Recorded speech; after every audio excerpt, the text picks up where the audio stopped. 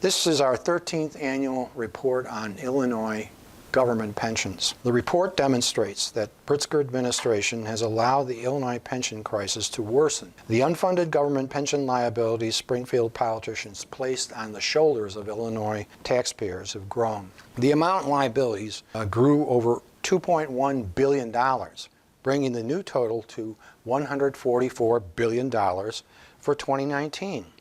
Now keep in mind, these are numbers the state of Illinois has issued by the state of Illinois. Moody's estimates Illinois pension liabilities to be roughly $100 billion higher, or about $250 billion in liabilities just for pensions, Illinois pensions, to be imposed on Illinois taxpayers. One look at these gargantuan pensions illustrates why the situation is deteriorating.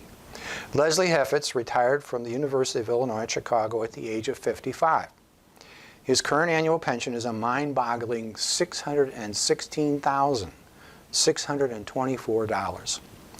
This former government employee is the first person in the 6 major Illinois pension funds to rake in more than $600,000 a year. Heffitz is on track to receive $21 million by the time he is 85, thanks to a 3% compounded cost of living adjustment Governor J. Robert Pritzker declines to do anything about. The compounded COLA is the most dangerous part of the Illinois pension scam.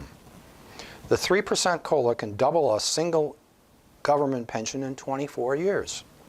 This happens often because the average Illinois government employees, believe it or not, retires at 61.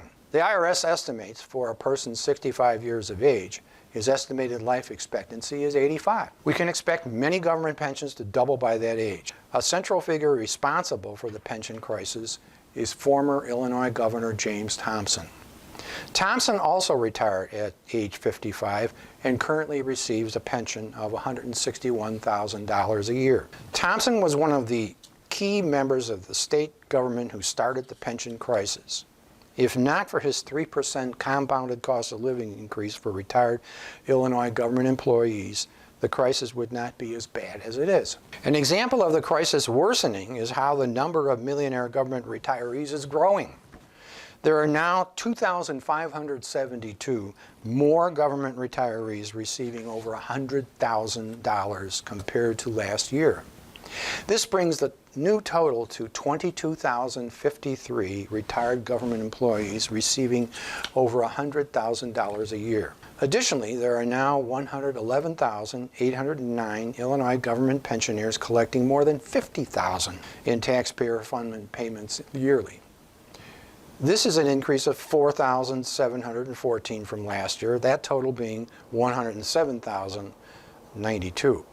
The average annual Social Security pension for taxpayers in 2019 is $17,532. That's the average for taxpayers. That's what we get for a pension from the government, $17,532 on average. The taxes to support these outrageous Illinois government pensions are driving taxpayers out of Illinois. Almost all of the last $5 billion income tax increase was used to prop up the state pension funds. This is why Illinois Governor Pritzker wants to pass the Graduated Income Tax Increase Amendment, a huge income tax increase for Illinois taxpayers.